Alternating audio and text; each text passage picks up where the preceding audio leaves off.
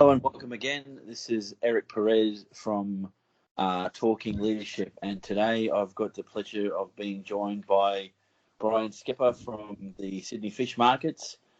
Brian has 40 plus years in the seafood industry. He's currently the general manager of Sydney Fish Markets, and Brian, you've also held a number of directorships in the former seafood CRC, and is this correct, the New South Wales Seafood Industry Council? Yeah, look, that's correct, Eric, and good morning. It's a pleasure to be talking to you. I was on the board of the Australian Seafood Cooperative Research Centre for the period till it wound up. I'm also on the board of the New South Wales Seafood Industry Council, which I chair, and in the past have been company secretary for Ocean Watch Australia for many, many years. But I let that one go recently because I needed to focus on the redevelopment of Sydney Fish Market. Which is a pretty massive project, yes?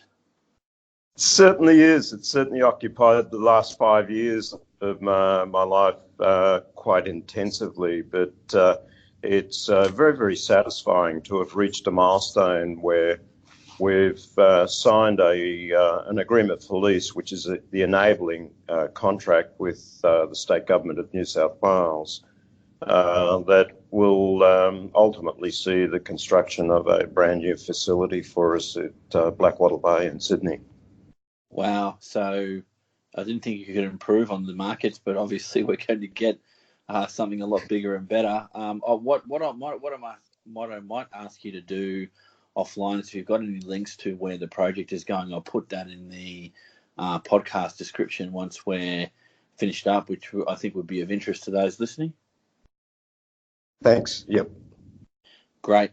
So, Brian, I guess the reason for having you on here is to talk about not other people's leadership journey, but your journey in this thing called leadership. So can I ask you, just as a first question, what was your first leadership role? Was it in the seafood sector or was it outside of the sector? Look, you would have to say my first leadership role was in the seafood sector.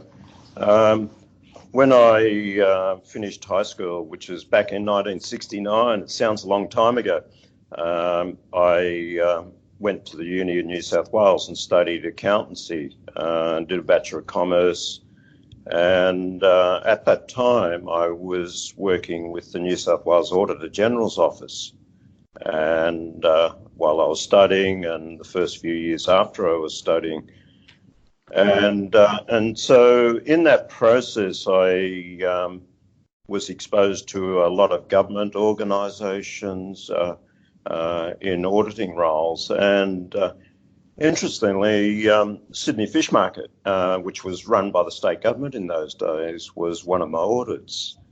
And I always enjoyed my time here while I was auditing the Fish Marketing Authority, as it was known then.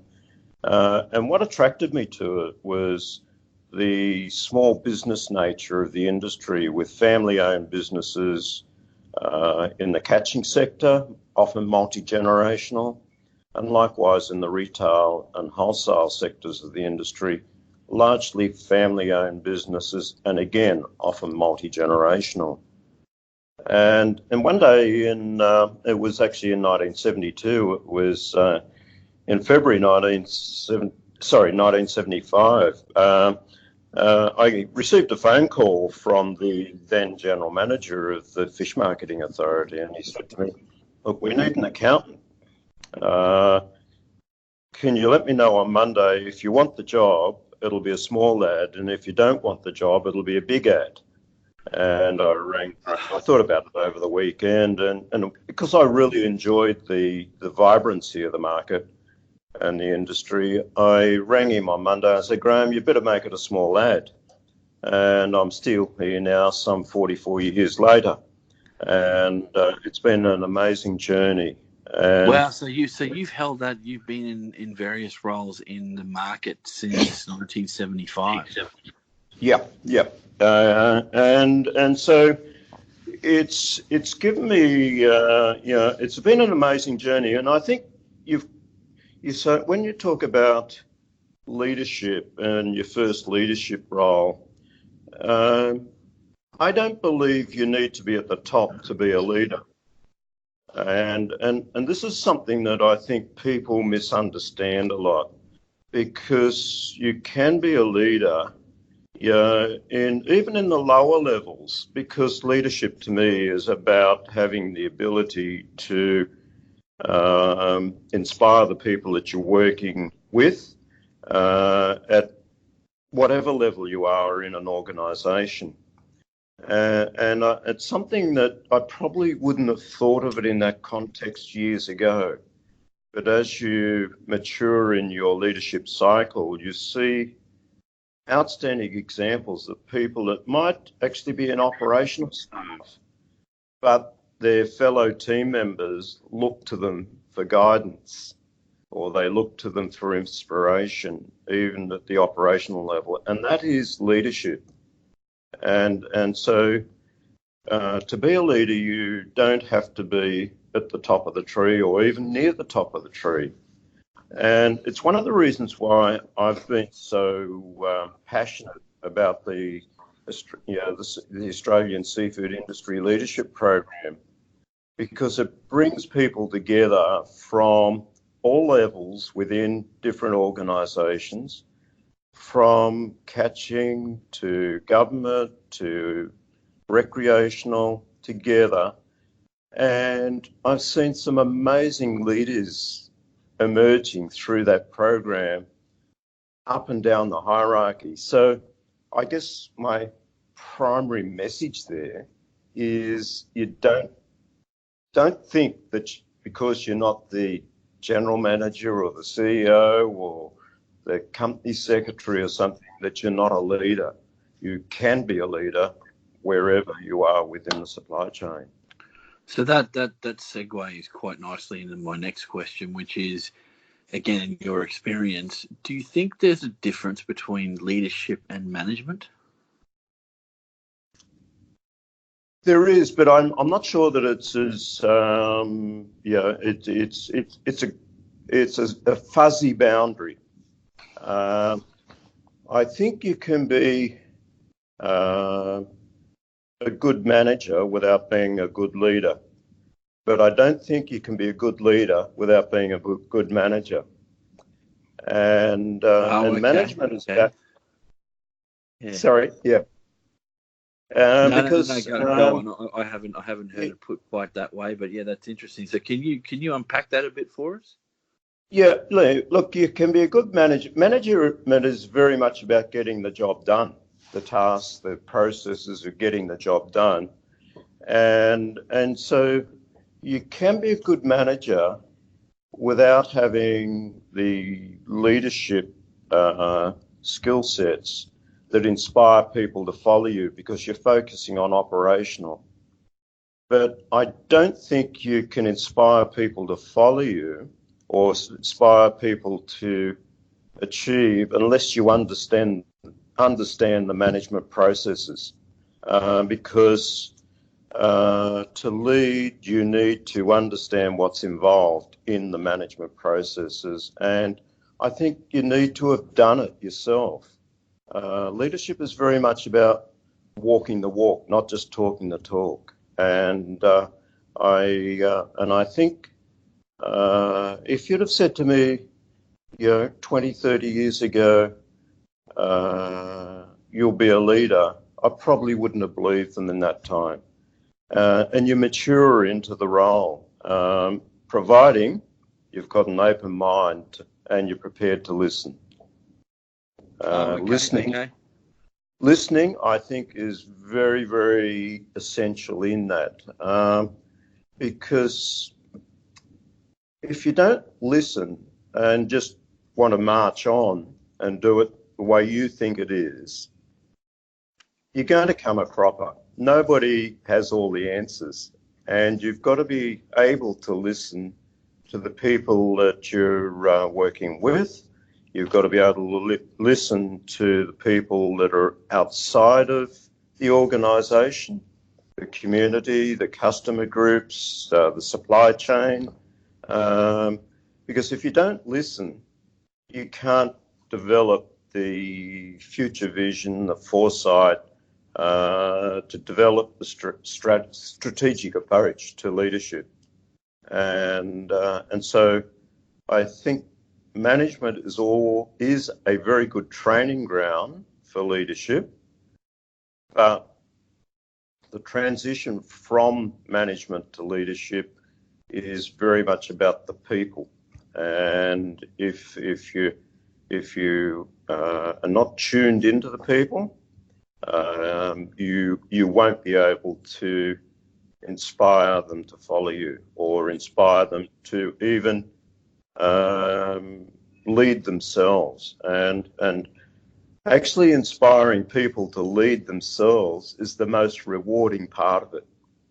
I get an enormous buzz about seeing young people grow and develop into leadership roles wherever they are in the hierarchy.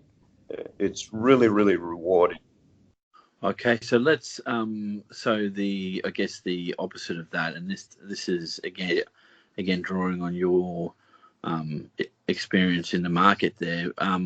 When leaders make a mistake, and leaders often make mistakes, because we're all human beings, I guess. But how do you particularly engage when a mistake is made and is attributed to you in your role as a leader? So how do you correct the error or deal with the situation once a mistake has been identified? You've got to be honest. You've got to admit to it. No point in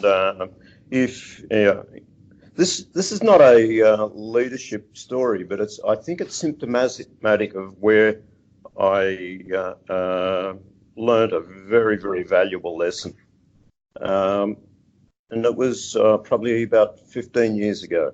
And we had a supplier from a remote area in New Zealand, as it was. And it phoned me and asked for advice on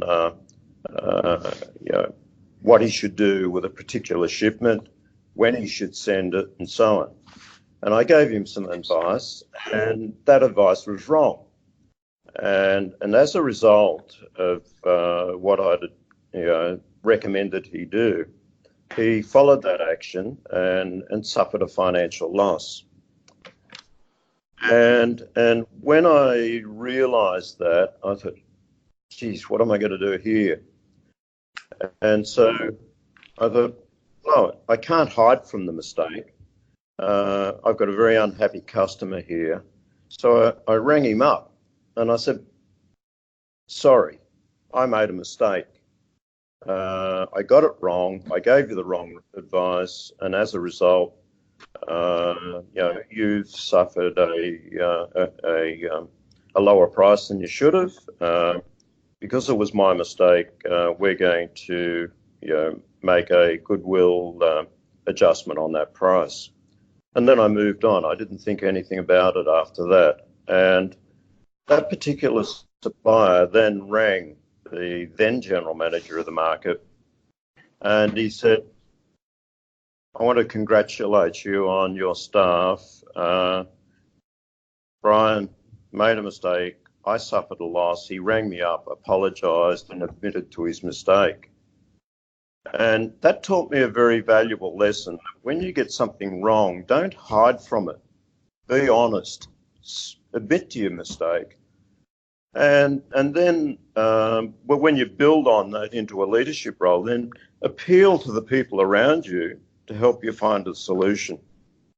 Because there's always something that's wrong. And look, to old days of command and control type organisations, if somebody made a mistake, they were basically, ostracised.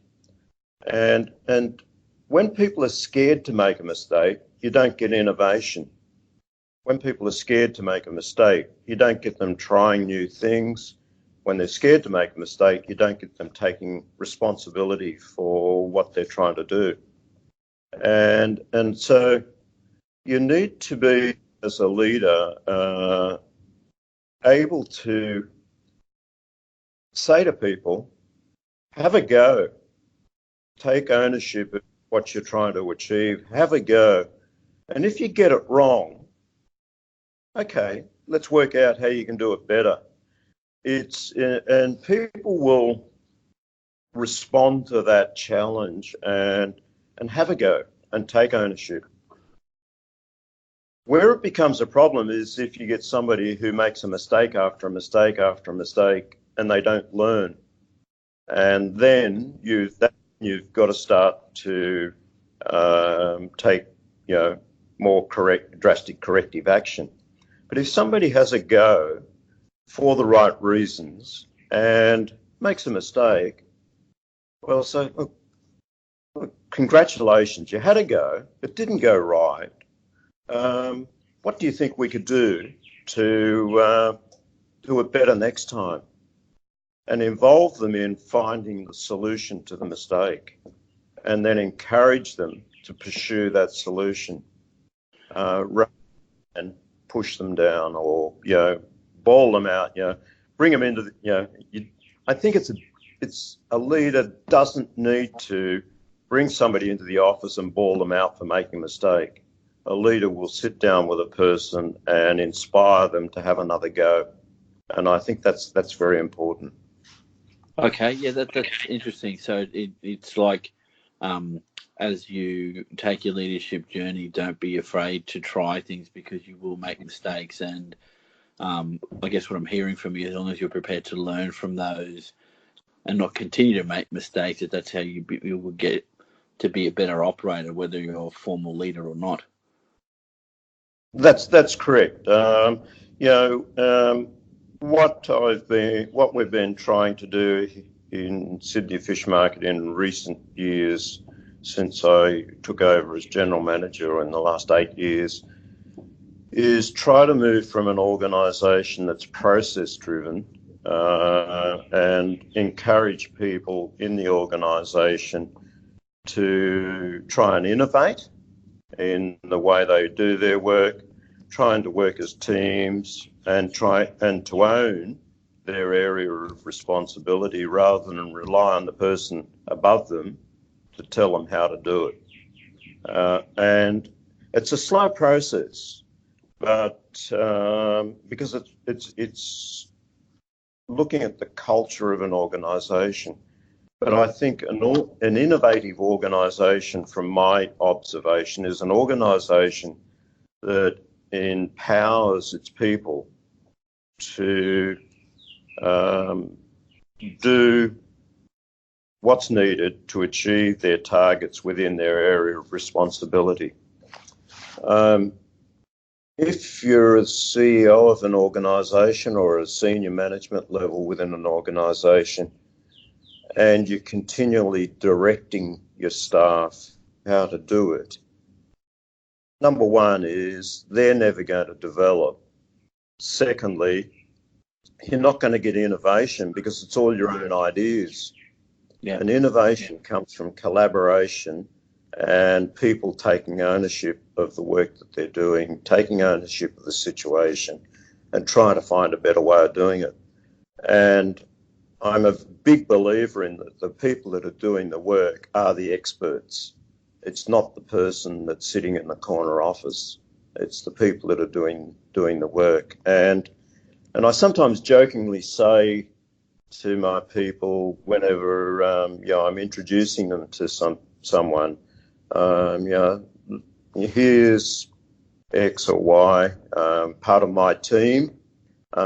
These are the people that make me look good. It's not me, it's them. Yep. And that's the philosophy I've tried to follow, Eric. It's something that's come to me probably relatively late in my career, and you sometimes get put to are leaders born or can you learn to be a leader? Hey, don't And don't second guess my questions yet. That one's coming. So let's because talk about it that one comes down up the a track. lot, but Yeah. I think the answer is both. You've Okay. got to Yep. have the underlying interpersonal skills to lead, but you've got to learn to lead as well. And I think in my case, I probably was a late developer, but it's once you start to empower your people to do things rather than tell them to do it. Don't micromanage. Set targets, set a strategy, set targets, and let the people who know best how to do it. I always say, look, you go and do the job. Keep me up to date. I don't want to be surprised. So keep me abreast of where things are going, where it's going well, where it's not going well. But it's your role to achieve strategy X or Y. Take ownership of it. Do it yourself. And that way you empower your people around you to strive to achieve the strategy, but also involve them in developing that strategy as well. Because if they're going to be empowered to deliver it, they've got to have ownership of its development. And that's how you start to build a team culture and try and bring people on the journey with you. And it's both internally and externally. Our industry is an industry of individual businesses, individual operators, very competitive industry. And to try and lead the industry, you can't tell them what to do because they own their own business, they operate their own business, they're very tactical quite often in the way they operate rather than strategic. And so externally within the industry, if you want people to come on a journey, you've got to spend a lot of time talking, consultation, rather than try and ram it through. If you try and ram it through, you'll fail at an industry level. But if you bring people on the journey with you, then they all then become ambassadors for that journey. And that's the way to approach it. And I think what is really important in that space is emotional intelligence, thinking about issues from the point of view of the people that you're dealing with, not from your point of view. And So being able to be empathic, like empathy sort of comes into mind. Being able to walk in the shoes of the person that you're dealing with is what you're saying. yes, I am, and it's interesting. There's different tests, that tools that people do to assess your styles and so on. And, Oh yes, and yeah. I take some of them with a grain of salt, but about 4 years ago. No, I'll just backpedal a little bit. I was very lucky about 8 or 9 years ago to do the AR, the Rural Leadership Program called Trailblazers. Unfortunately, it doesn't exist anymore, but it was a micro version of the major program that they run.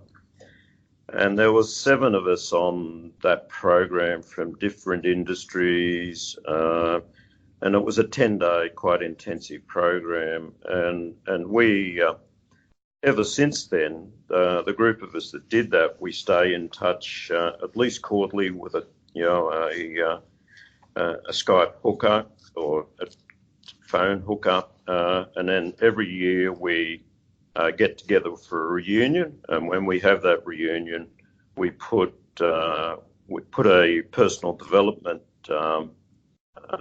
aspect to it to try and learn. And about 4 years ago, we had a reunion up in Brisbane, or in a national park area out of Brisbane. And we had a chap by the name of Andy Roberts from Breathe, his business is Breathe, do a one-day workshop with us on emotional intelligence. And in the lead up to that, we'd had an assessment done. And the outcome of that assessment for me was I was not good at reading people's emotional position. But when I became aware of it, I was good at working with their position and managing that situation. And I'm still not good at it. Okay. Yep. So, some people, women are much better at emotional intelligence than blokes, and I'm generalising here. We shouldn't, which you shouldn't do. But I'm often not good at picking up when somebody's under pressure or under duress or is not feeling happy about something. But once I become aware of it, and I've only recently become aware of this characteristic about me, I go out of my way to take control or manage that situation. And so now that I'm aware of that, I look to others to give me the signals that something's not right with somebody. And I've got people at work for me who are really good at that. And then you work with them. And so you start to work in a team basis of looking after one another within an organisation and ensuring that people feel comfortable with the way they feel. I think you may have answered my next question, and I'd like to, if it's okay, come back to this idea about, and I might ask you this because it'll keep on this thread, because I think you might note that this is one of the responses to this question. But what I've been posing to the people that I've been speaking to, Brian, is what's the most difficult part about being a leader? Would you put this difficulty in reading people as one of those things for you, or is it bigger than that? Because I from my understanding of the literature, and this is the reason why I'm speaking to people like yourself, is to get conversations around this. But a leader can't have all of the attributes needed to read every situation, which is why you've got people around you or connections to help you to do that. And the interesting thing to me here is that you spent almost 4.5 decades in an organization learning this as you've gone along. So this stuff, in some respects, having those capabilities, like having high emotional intelligence as an example, is something that doesn't necessarily come naturally to everybody. And once you've identified that perhaps it's not your greatest skill set, I think you can only really go down two pathways: either get better at it or get other people to help you get better at it. Does that make sense? It does, and it was the point I was trying to make, Eric, because there's everyone's going to have your weaknesses. You're going to, and unless you're prepared to look at your own weaknesses, and that's the reason I told that story, because I know it's a weakness of mine. I don't necessarily pick up when somebody's got something that's disturbing them, and unless you become aware, and find other ways of doing that, then you can't then mentor that person, or you can't ensure that person or group of people get the support that they may need. And leadership is not about charging. Look, in a military sense, it's about charging off and and inspiring people to follow them. And I'll tell you a little story about that shortly. But in a business sense, in a modern society sense, leadership is about inspiring people, working with people, and understanding people. And that's something that I've had to work very hard at. And I try deliberately to maintain a calm composure, and I try to listen. And often I'll be in a room and let other people talk to pick up the signals and so on. And because you can only do, that's the only way that you can then start pulling the levers or developing the vision forward in such a way that those people will want to follow that and go on the same journey. But while you're on that journey, you've also still got to be prepared, which is one of the earlier points I mentioned, to listen to people, which you won't always get it right. And if you're not listening, you won't pick up that you're not getting it right until you've got a major problem on your hand. And so bringing internal and external people on a journey with you takes time. And sure, there's situation, and I'm not saying you drag things on, because you've got to move quickly in today's business world, otherwise you'll be disrupted externally and so on. But you've got to look ahead and see these disruptions coming as well. And sometimes you've got to bash through, and it's knowing when you're going to do that. Other times you've got to, hang on, if we bash through now, I'm only going to build resistance to where we're trying to go. Let's slow it back a bit and maintain that recalibration, flexibility, and things like that. This coming back to the military leadership issue, because there's been enormous volume of literature written about military leadership, and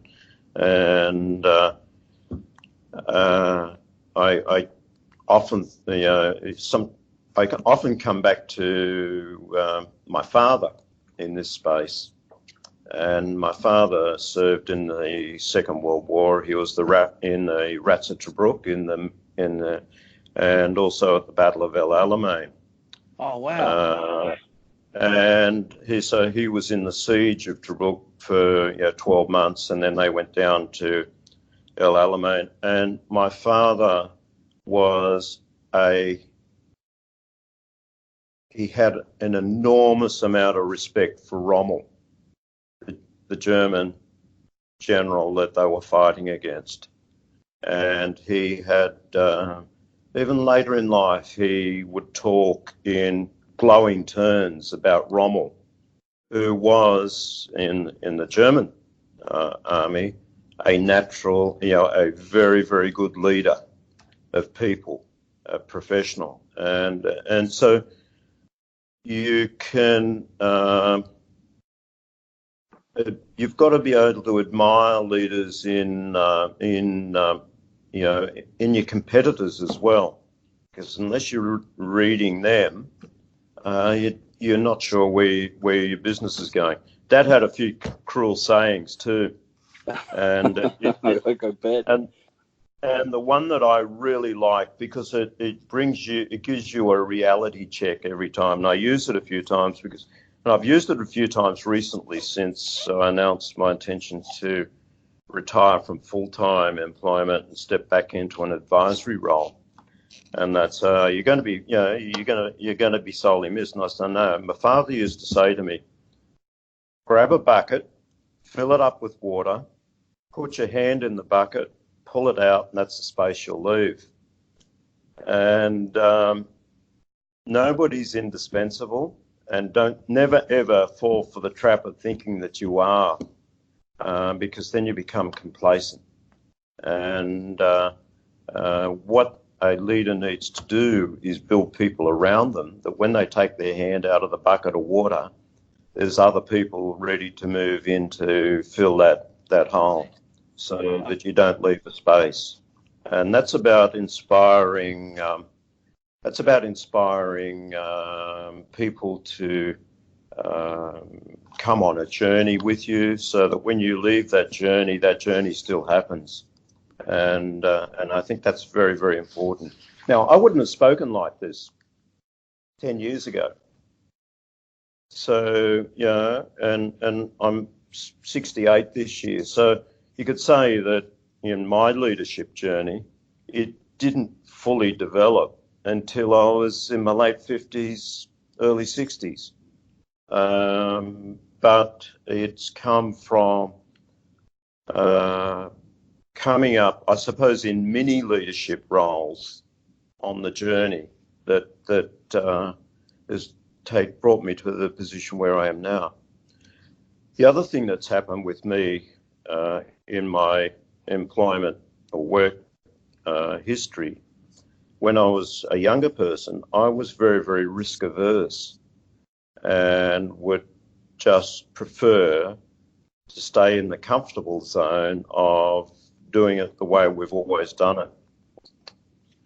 But in my more recent years, my appetite for risk has gone up to the point where I'm probably a disruptor within the organisation, that's not typical. That's not the typical profile of someone in a leadership role or in a leadership pathway, career wise. From what I've read, it seems to me that older leaders in whatever industry, not just the fishing industry, but in any industry, seem to get a bit more conservative with their risk taking, and that's based on guesstimates of where you might be in the next 5 years or 10 years or whatever. But it's interesting you say that. And I want to link these two things together, but what would you say, Brian, in your experience has been, what's the measure of success for you?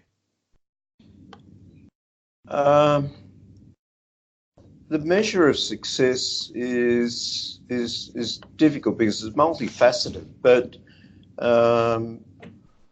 more recently, the measure of success to me has been able to get a development signed off by our shareholders, ready to go ahead. And that's been because of a journey of bringing multiple stakeholders on a difficult journey. But if you take that out, I think the measure of success is seeing others succeed around you. In my case, I get a big thrill about seeing people grow in themselves, and so you start to look at the externalities, right? Or that's been my experience. I'm focusing more on the externalities of seeing other people build and grow. That's why I'm such a big fan of the industry leadership program. I love seeing people mature, particularly young people, particularly young women,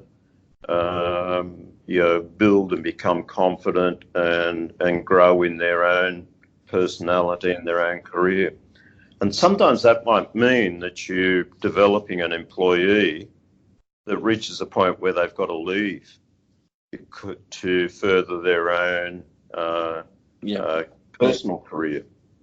And if somebody leaves for that reason, I see that as a success, because you've created an environment that somebody is growing in.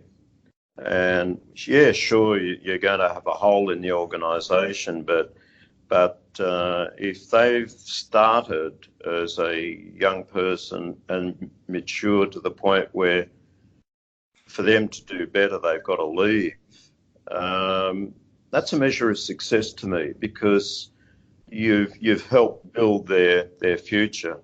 I've had the benefit of some amazing mentors over my working career, and the late Graham Jones, who was the chap that rang me up and said, is it a big ad or a little ad? Graham was one of those, and he was a person that inspired you to be yourself. Another person that's really been a fantastic mentor for me in the last 10 years is Sandy Holway. Sandy was the CEO of the Sydney 2000 Olympic Games. And before that, he was head of Prime Minister and Cabinet, and an amazing person. But Sandy, and I think you find this with, and I'd regard Sandy as one of the most inspiring leaders I've ever had the pleasure of working with. He's a person that's quietly spoken, but he's got an amazing ability to make complex simple. And it's a real art form, and I'm not personally very good at that. But I've come across a few people in that space where, I can put a scenario in front of Sandy about, and so I bounce things off him quite a bit in this development phase, and it'll be multifaceted and so on, and he'd bring it down to a very simple story. And that, to me, is a hallmark of a outstanding leader, because they can take a complex situation and distill it into a simple story. And once you've got a simple story, you know where to go.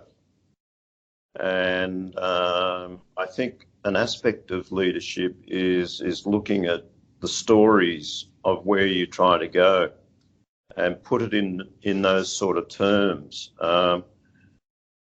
Another aspect that's inspired me recently is we're on the redevelopment journey, and I knew our business model needed to change. I knew we needed to disrupt ourselves, otherwise we would end up being disrupted. And this is where I talk about my appetite for risk gets higher. So we're playing in the space of digital disruption at the moment.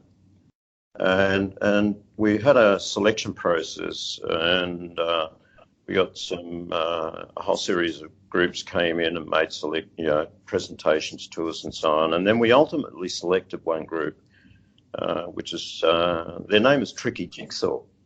They're part of the Saatchi group. About 2 years ago, they were voted the most innovative company in Australia.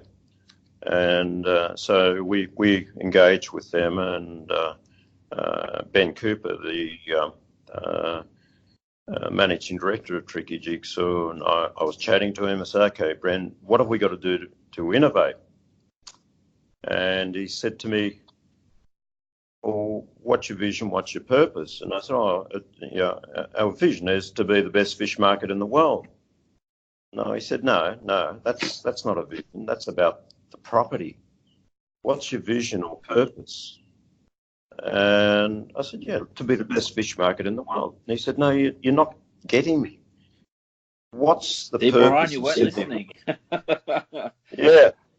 And he said to me, "What's the purpose of Sydney Fish Market in society? Because if you don't understand that, you can't innovate." And I thought, wow, I don't know. So we did some work with them, and that involved interviewing fishermen, aquaculturalists, retail shop owners, wholesalers, restaurateurs, consumers that came to the market, those that didn't come to the market, and we just got all of this information together, and then tried to group it into common themes. We had the boardroom with little post-it notes all over the walls, and once we'd done that, what came out of it is, and this is what we publish now as being our purpose, is the purpose of Sydney Fish Market is to unite people with the sea. And I wouldn't have thought of that, because then underneath that, you've got building a vibrant food society around seafood. You've got sustainability coming through. You've got collaboration and so on. And then we found that we had one purpose but two missions. We had the mission for sea to market and then market to plate. And the sea to market business is about business to business. So that we had four customer groups in that space, or we have four customer groups in that space, being the supplier, your aquaculturalists, your fishermen. You had the wholesaler, we have the retailer, and we have the restaurateur.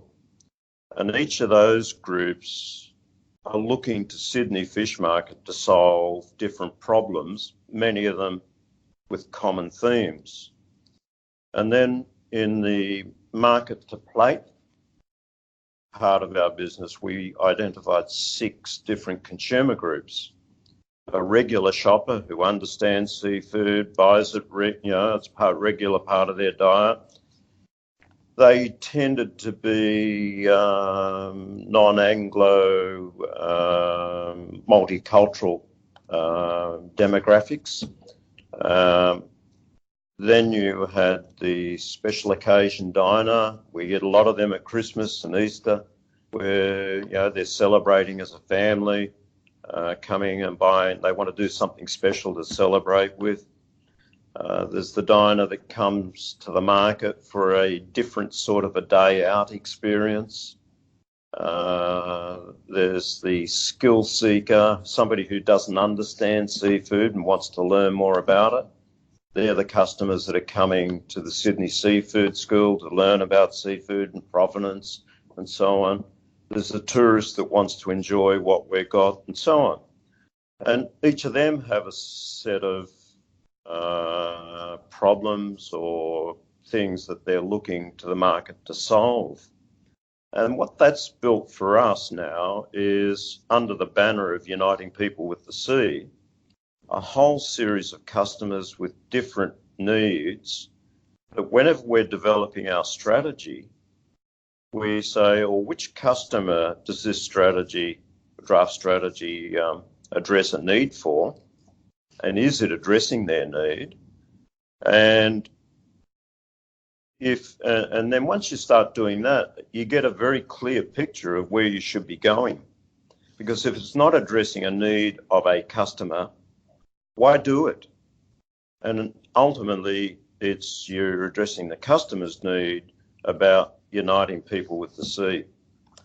And then when I come back to the development that we've done, or we're doing, when the Danish architectural team was engaged about 2 years ago, because we did this work about 2 years ago, when they were engaged, 3XN, an amazing group of very clever people, they'd developed their concept around what was going to design their design thinking. And so we had a session with them, and they explained their design thinking process, and they were looking to design a facility that focused on Sydney's linkage to a harbour. And then they wanted to make the market a multi-dimensional facility that catered for the business-to-business aspect of the market, but also catered for the consumers and community that come through that market. And they wanted to design a building that linked the harbour to the Wentworth Park that's near us, and linked the community to the industry. And I thought, wow. And then I took them through our Uniting People with the Sea journey. And we both looked at one another and we said, we're in the same space, because we were both trying to solve the same problems in a design sense, but also in a business sense. And so that then, when you start to tell a story about it, brings people with you. So when I go out into the community, or when I'm talking to the politicians or people like that, and trying to bring them with us on this journey. I start, and I can do this because I've been here for so bloody long, but I say right back in the 70s, it was a wholesale market that had a few stalls. And then in 89, we built what's here and became a wholesale market with a few shops. What we're creating with this new market is a food and community precinct built on a wholesale market. And so you're turning the business totally upside down and you're focusing on the community food precinct built on a wholesale market. And when I talk about that to community groups, the eyes light up and they say, we get it. And when we're done, and then that links in with the political messaging and the community messaging, but it also links into the industry messaging, because the catching sector and the producers, their biggest need at the moment in many of the, you'd pick this up yourself, is community acceptance and social license to exist. Yep. And so this market now will become a beacon that's telling their story, because the design of the market facilitates that, because it's a multi-level facility. The basement will be the car park. When the customers drive into that car park, they'll come on a travelator up through the auction floor. So they'll see all of the activity of the wholesalers and so on the auction happening to the retail level. Up to the retail level. That's why I say it's a community market built on a wholesale market, because they'll physically come through the wholesale market to get to the retail shop. The auction bidding room that's out of sight at the moment will go up through into the retail, and the shoppers will be able to see the merchants sitting at the desk bidding for the seafood if they're there early in the morning. But once the auction's over, that bidding room is a theatre that we can then use to tell the industry story, the producers, seasonality, the history, the multi-generational stories, and we're filming a few of these with Matty Blythe at the moment. And so it becomes an immersive theatre that tells the producer's story. And it can tell the retail shop story as, small family business stories. And so this market then becomes a storybook as well as being a wholesale market. And so that whole philosophy of driving, uniting people with the sea, giving them an understanding of our industry, understanding of our sustainability, understanding of the way their food comes from, all comes together in a story. And I think that's to me, that's the biggest measure of success that I could feel for the journey I've been on over the last 44 years. Yeah, it's almost like you're creating a space for industry to demonstrate its leadership credentials by engaging with the community, which we want to do. And if you create the space, hopefully they'll come. And what you're describing to me is allowing, giving that platform there for industry to take that on, as well as the community to take that on as well, because the community demands our product 24/7 or all through the year, and they want to eat seafood, but being able to tell that story in a way that captures the imagination can be elusive sometimes. And look, I personally, I can't wait for the market to get up and running. As you told that, and you sort of oriented me to the next question about the development of leaders, because I guess in developing the market space, you've had to have had a lot of conversations with people. When you've met, the people that are going to make this happen, and people from other industries, do you again, using your experience, do you think that it's on the job that gets you to a better leadership space, or is it does the title give that to you instantly? So what I'm saying is does the job experience produce a better leader, or is it a function of a lot of different things? I think it's a function of a lot of different things. It's definitely not the title. Sure, the title might open a door, but the title won't give you the authenticity that you need. And to be, in my opinion, a true leader, you've got to have that authenticity, and to get that, it's understanding the job, it's having vision, it's having empathy with the people that are helping you deliver that vision. But you've also got to get out into the community, because if you're just leading within a business, you're not going to be tuned into the public sentiment.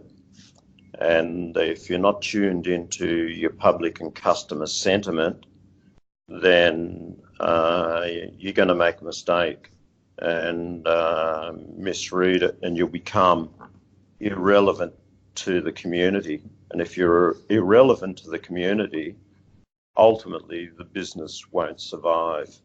And because you're not addressing a need that will inspire people to spend money to buy your services or enjoy your facility. And that I think is a fairly long-term thing, but commercial history is littered with cases of businesses that were once immensely strong becoming irrelevant because they weren't tuned in to their customer needs, or probably the most classic one that we all hear about is the Kodak story. But they invented digital photography, but they didn't realise they were in the business of capturing memories, and so. But then you've got to balance that with a consumer the consumer may not necessarily know what they want. And I'm not sure whether Henry Ford ever said this, but it's I've used it a fair bit, and I think he probably would have. But if he'd have gone and asked his customers in the very early days what they wanted, they probably would have told him a faster horse.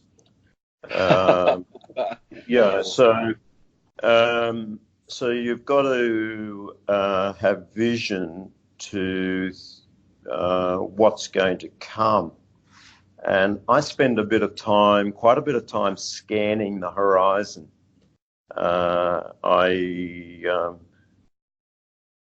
always keen. So on that, and when you talk about scanning and looking to the future, because in this podcast you've used terms like strategic thinking, looking ahead, trying to plan for what's coming, digital disruption. All of these things are about what's coming down the track. So can I ask you, and this is based on some of the studies I'm doing at the moment, because I'm in the throes of doing some postgraduate studies in leadership, and one of the questions that keeps coming up in my mind is what.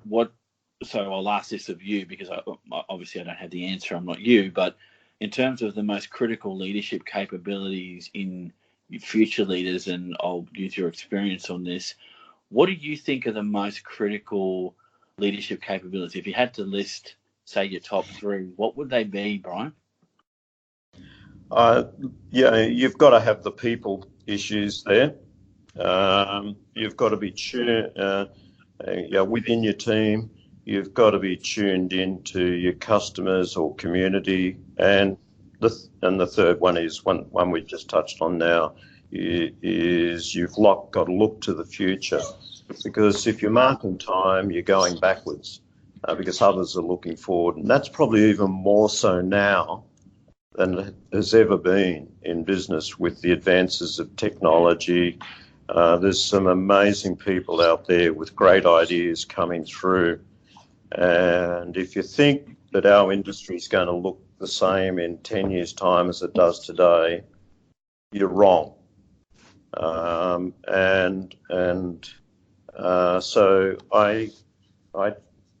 I'm a bit of a fan of, and he's a geek, but Craig Rispin is a futurist that I've developed quite a relationship with him. He's quirky. He actually spoke at Seafood Directions in Sydney, Craig Rispin. He was one of our keynotes. And I've been, it's probably 10 years since I met Craig, and stuff that he told me 10 years ago is already here. And so I follow him. I catch up with him from time to time. Caught up and brought him into the office with my management team 4 weeks ago. Because the innovation space, particularly digital innovation, is happening so rapidly that if you're not looking there, it'll bite you on the bum before you know about it. But other things I tend to do is I scan things like Flipboard and scan the news in the technology innovation areas, because if you don't, by the time it's happening, it's too late. And I think you've got to be that forward-looking. You can't lead by looking backwards. You can't lead by looking at what's happened in the past. The past does inform your future, but you've got to look forward. And it's changing so much more quickly now, but then access to that information is better than it's ever been.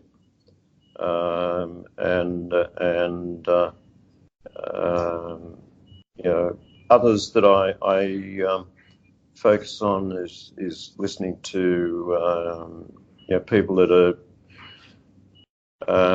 looking at how the demographics are changing. It's probably one of the reasons why I became so interested in the Australian Seafood Cooperative Research Centre, because that was forward-looking. Yep. Sydney Fish Market is now. We're members of the Food Agility Cooperative Research Centre now.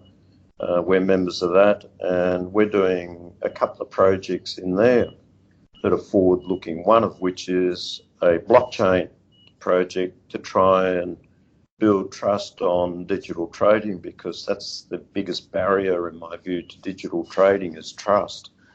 And we're looking at a project, or we're actually doing it, but at the moment we're trialling it on the Snapper supply chain, and it'll have at the front of the app, the blockchain, an app, iPhone or Android app, where you can photograph the catch.